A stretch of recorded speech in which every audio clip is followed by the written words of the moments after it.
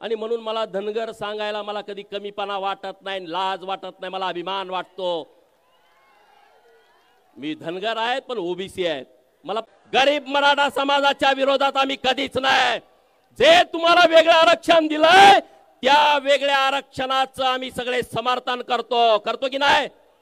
महाराष्ट्रामध्ये जे आरक्षणाचं राजकारण सुरू आहे त्यांना गरीब समाजाची लोक सरपंच पदावरती बसलेली आवडत नाहीत, त्या खुर्चीच्या पुढे बसायला लाज वाटते आणि म्हणून हे आरक्षणाचा हा घाट त्यांनी घातलेला आहे। भगवान बाबांच्या नावानं, बाळू मामाच्या नावानं मराठवाडा ही क्रांतिकारकांची भूमी आहे आणि या क्रांतिकारकाच्या भूमीमध्ये बीड जिल्हा क्रांतिकारी आहे। संत भगवान बाबाच्या पावन स्पर्शानं पावन झालेली ही भूमी आहे। कवी मुकुंदराज यांचा सहवास या भागाला लाभलाय।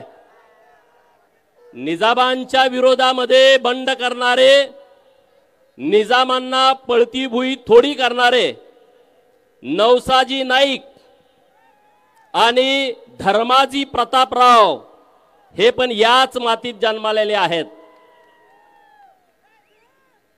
आणि ज्यांच्याकडे बघून, ज्यांचा आदर्श घेऊन व्यासपीठावरती भुजबळ साहेब सोडून जे बाकीचे तरुण मंडळी आहेत हे जे सत्तेचं पाणी चाकतायत, ज्यांचा आदर्श घेतला, ज्यांचं नाव घेतलं तर 12 हत्तीचं बळ येत आहे, असे ओबीसीचे नेते स्वर्गीय गोपीनाथरावजी मुंडे साहेब आज आमच्या अधिकारावरती गदा येते। आमच्या हक्काचं संरक्षण करण्यासाठी मागच्या 2 वर्षापूर्वी कुणाची बोलायची हिम्मत होत नव्हती, अशा काळामध्ये ज्या सिंहानं डरखाळी फोडली ते छगनराव भुजबळ साहेब व्यासपीठावरती आहेत।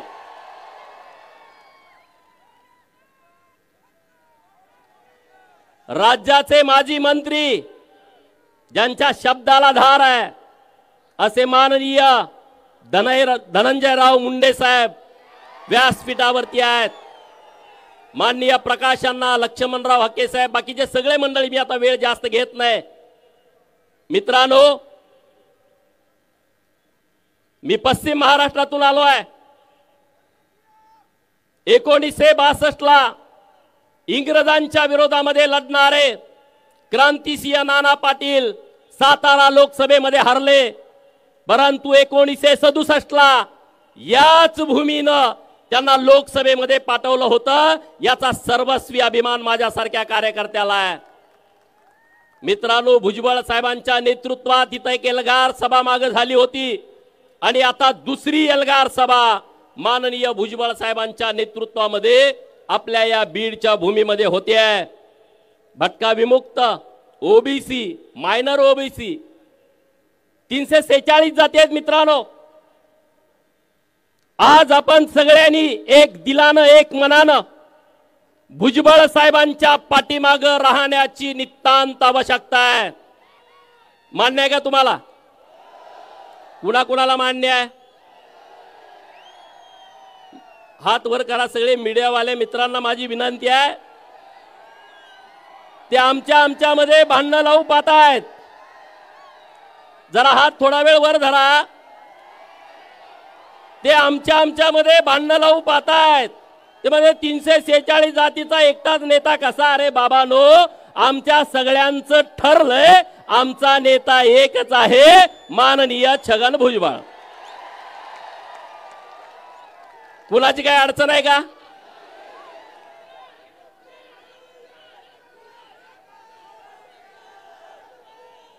मित्रांनो,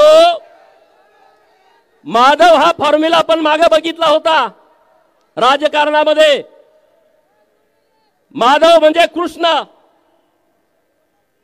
आणि कृष्ण नीती आपण आता अवलंबली पाहिजे। सगळ्यांनीच लढायची आवश्यकता नाही. सगळ्यांनीच हातामध्ये सुदर्शन चक्र घेण्याची आवश्यकता नाही. आणि प्रत्येक वेळेस लढताना आपल्याच हातात बाण येईल असं नाही. कधी कधी अर्जुनाकडे बाण द्यावा लागतो आणि आपल्या सर्वांचा अर्जुन इथं व्यासपीठावरती बसलाय. बाण त्यांच्या हातामध्ये आहे. बाण त्यांच्या हातामध्ये आहे. आपण सगळे सैन्याच्या भूमिकेत आहोत, कार्यकर्त्याच्या भूमिकेत आहोत. तिकडच्या आळीमध्ये बऱ्याच गडबडी सुरू आहेत. त्यांना माहित आहे ओबीसी मध्ये जर फूट पाडली तरच आपलं गणित जुळू शकतं. आणि म्हणून त्याने एक पिल्लू सोडलं. काय पिल्लू सोडलं? की धनगरांना एसटीतून आरक्षण द्या, आमचा पाठिंबा आहे. धनगरांना एसटीतून आरक्षण द्या, तुमचा पाठिंबा आहे. आणि तुमचा बाप तिकडे बसलाय, तो तिकडे विरोध करायला लावतोय. हे कळत नाही का रे धनगरांना? धनगर काय एवढे काय तुम्हाला काय येडे वाटतायत का रे? घोडे लावण्याच्या तयारीत धनगर आहे आता. तुम्ही त्या नादाला लागू नका.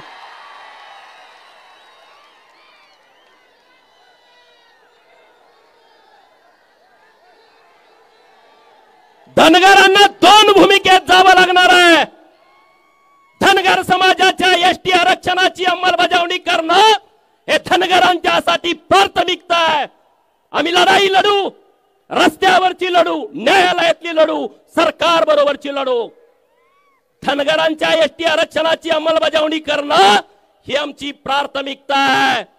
परंतु 346 जातीचा समूह असणाऱ्या ओबीसीच्या आरक्षणाचा संरक्षण करण्याची जबाबदारी ही सुद्धा धनगरांच्या वरती आहे. म्हणजे तुम्हाला दुहेरी भूमिका घ्यावी लागेल.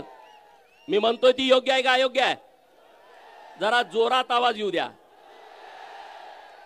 म्हणजे दोन भूमिकेमध्ये धनगरांना जावं लागेल. अख्ख्या भटक्या जमातीनं वंजारी समाजाचा आदर्श घेण्याची आवश्यकता आहे. लढायचं कसं, उभा कुठं राहायचं, अधिकारी कसं व्हायचं, हे वंजारी समाजाकडून सगळ्या ओबीसी आणि धनगरांनी शिकला पाहिजे. धनगरांनी तर पहिलं शिकलं पाहिजे. अरे मग या प्रस्थापिताच्या छाताडावरती घरी जाऊन नाचाल तुम्ही, एवढी क्षमता आणि ताकद तुमच्यामध्ये आहे. माझा माळी समाज एकजूट आहे, परंतु शांत आणि संयमी आहे. आणि म्हणून हे महादेव भुजबळ साहेबांच्या उपस्थितीमध्ये मी त्यामध्ये काही विषय जोडणार आहे. माळी धनगर वंजारी हा माधव आता आपल्याला तो माधव राव करावा लागणार आहे. म्हणजे माळी धनगर वंजारी रामोसी आणि वडार हे समाज आपल्या बरोबर जोडून छोट्या छोट्या समाजाला, बंजारा समाज आपला मोठा आहे, एसटी आरक्षणाची मागणी आहे. हा आम्ही आमच्यात काही करू, आमचा पाठिंबा या सगळ्या विषयाला. परंतु ओबीसीची चळवळ खिळखिळी करण्यासाठी एका बाजूला धनगरांना पाठिंबा द्यायचा. पाठिंबा कोण देतोय? तो कारखानावाला. काय नाव त्याचं? अरे त्याच्या गावामध्ये अहिल्या देवीचा पुतळा लावायला ह्या अवलादीनं विरोध केला. तो झेंडा लावायला देत नाही आणि तो धनगरांना आरक्षण द्या म्हणतोय. हाकेसराच्या गाडीवर दगड टाकणारा गेवराईतला म्हणतोय धनगरांना आरक्षण द्या. अरे काय आम्ही एवढे येडे राहिलोय काय? हा म्हणजे ओबीसीचं सगळं आरक्षण केलं पाहिजे, धनगर बाजूला पडला पाहिजे.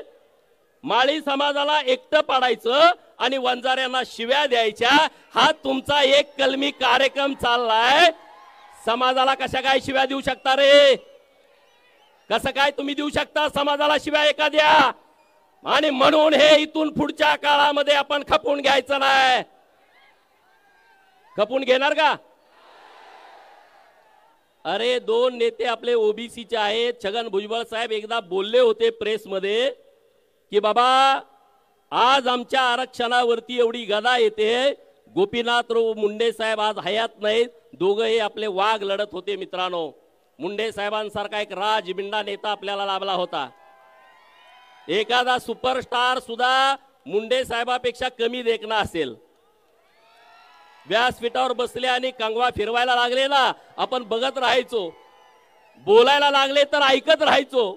असे दोन नेते आपल्याला मिळालेत मित्रांनो, आणि म्हणून आपल्यात घाई गडबड करायची नाही, आपल्यात फूट पाडायचा प्रयत्न सुरू आहे।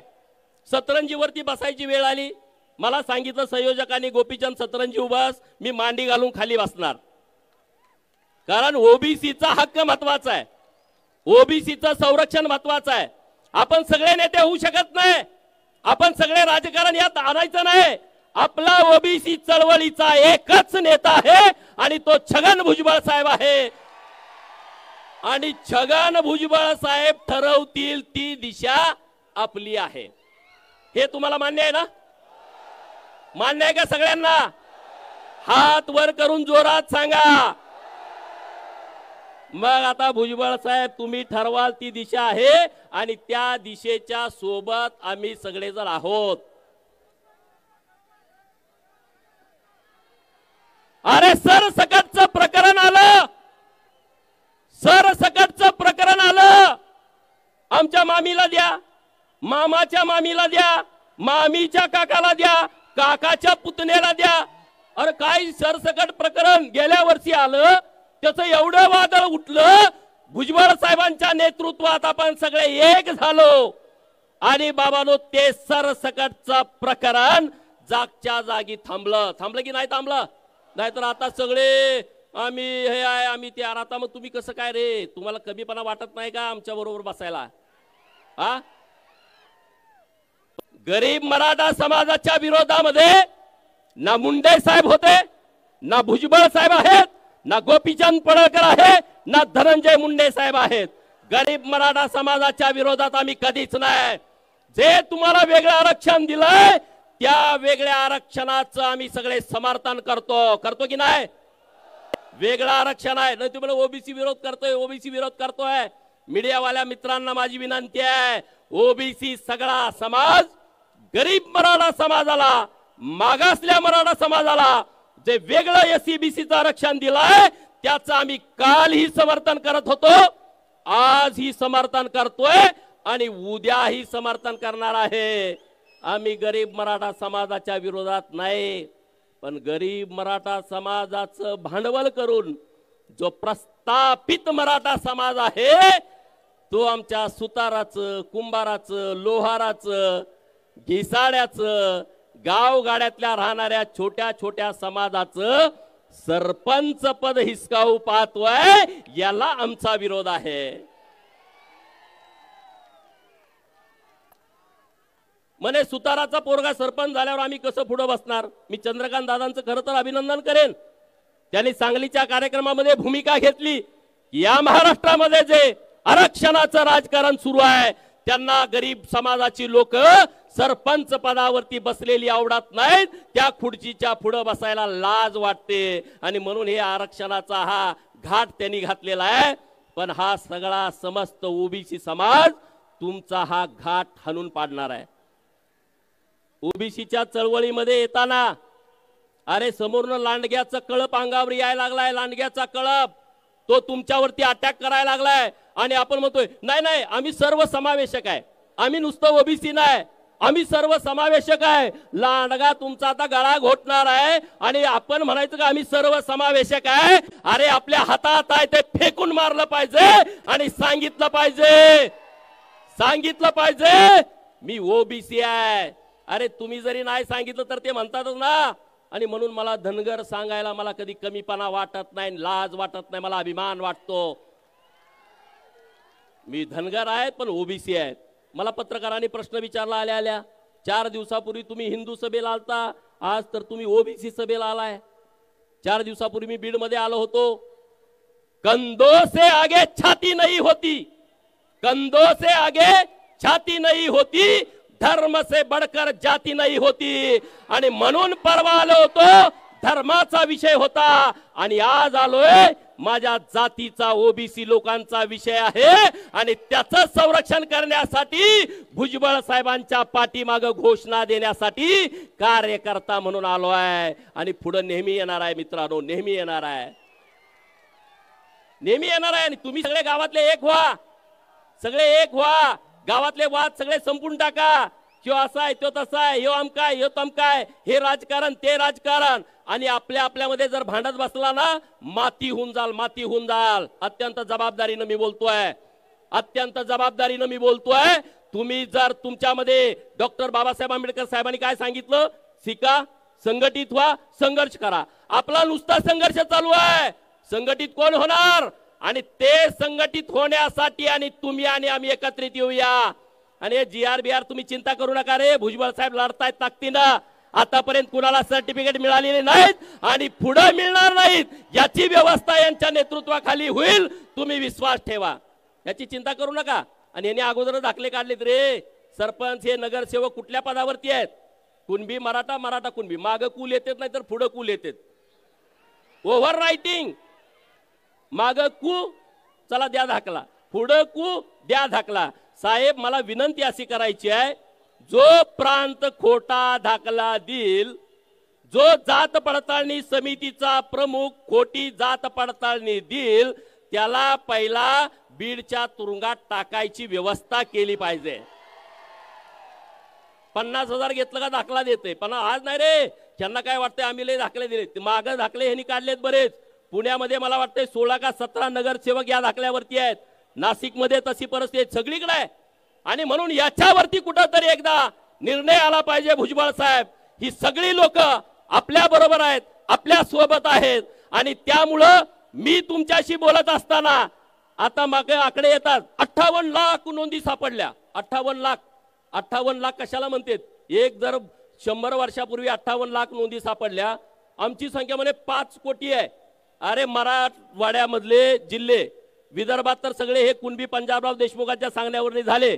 मराठवाड्यातला यवतमाळ असेल, वाशिम असेल, बुलढाणा असेल, तिकडं गोंदिया असेल, वर्धा असेल, चंद्रपूर असेल, गडचिरोली असेल आणि नागपूर असेल, इकडं तर मराठा समाज पूर्वीच कुणबी झालाय. कोकणातला मराठा समाज म्हणतोय आम्हाला कुणबीचा दाखला नको. मुंबईमध्ये मराठा असायचा प्रश्नच नाही, कारण तिथं आग्र्या कोळ्यांची मुंबई आपण सगळ्या पुस्तकामध्ये वाचतो. नवी मुंबईमध्ये रायगड येतो आणि तिकडं पालघर आणि ठाणे येतो, तो आदिवासी बहुल जिल्हा आहे.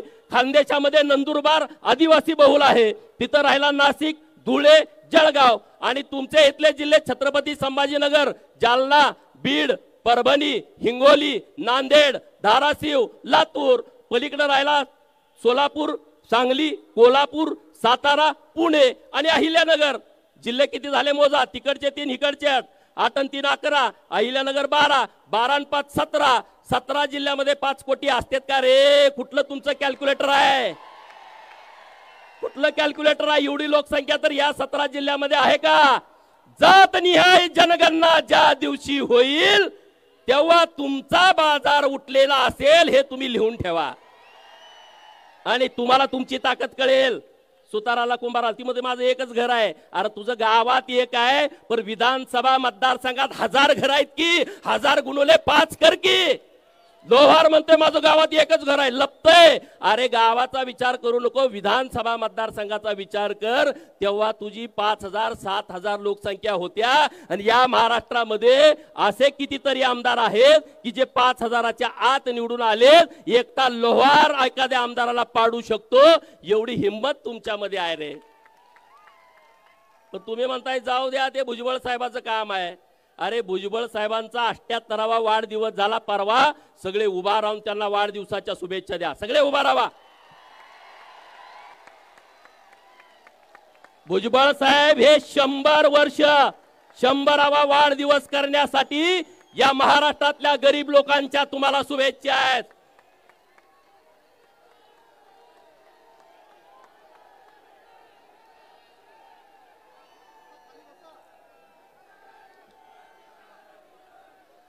अरे मित्रांनो, हे म्हणले की जिथं मुंडे साहेब जातील, भुजबळ साहेब जातील, तिथं निवडणुकीला पाडा. कुठं जरी मी स्टेटमेंट ऐकलं, त्यांच्यासाठी मला म्हणायचंय हुकूमत तो वही करते हैं जिनका लोगों के दिलों पे राज होता है। हुकूमत तो वही करते हैं जिनका लोगों के दिलों पे राज होता है, वरना यूं तो मुर्गों के सर पर भी ताज होता है। तुम्ही भुजबळ साहेब आणि मुंडे साहेब कुठं आले तुम्ही पाडणार, तुम्ही पडाल जशाच तसं मिळेल। तुम्ही आहो म्हणला आम्ही काहो म्हणू। तुम्ही समजा दादागिरी करताय, मोठी माणसं आहे, तुम्ही 2 दिले, किमान एक तरी आमचं पोरग दिल ना, आणि द्यावं लागेल। नाही 2 दिल म्हणताय, 1 दिली तर 2 दिल म्हणताय। नीट ऐका, हे कायद्यावरती राज्य चालतं, दादागिरीवरती हे राज्य चालत नाही। आणि म्हणून मला ठाम विश्वास आहे भुजबळ साहेब आपले सरकारमध्ये आहेत, देवेंद्र फडणवीस साहेबांशी त्यांचं बोलणं होत आहे। चिंता करू नका, ओबीसी वरती कुठलाही अन्याय होणार नाही, याची जबाबदारी भुजबळ साहेब घेतील। आणि आपण सगळे सैन्य म्हणून भुजबळ साहेबांच्या पाठीमागे ताकदीने उभा राहू। मुंडे साहेबांचं जे स्वप्न होतं, मुंडे साहेबांचं जे स्वप्न होतं की जातनिहाय जनगणना झाली पाहिजे, ते आता स्वप्न मित्रांनो या वर्षी पूर्ण होत आहे। आणि त्यामुळे ओबीसीच्या हक्काला कुणीही कितीही दादागिरी केली, किती अन्याय करण्याचा प्रयत्न केला तर धक्का लागू शकत नाही। आणि याचं सगळं श्रेय माननीय भुजबळ साहेबांच्याकडे जातं, एवढंच या निमित्तानं बोलतो। माझ्यानंतर बोलणारे नेते मंडळी आहेत। धन्यवाद। जय हिंद, जय मल्हार।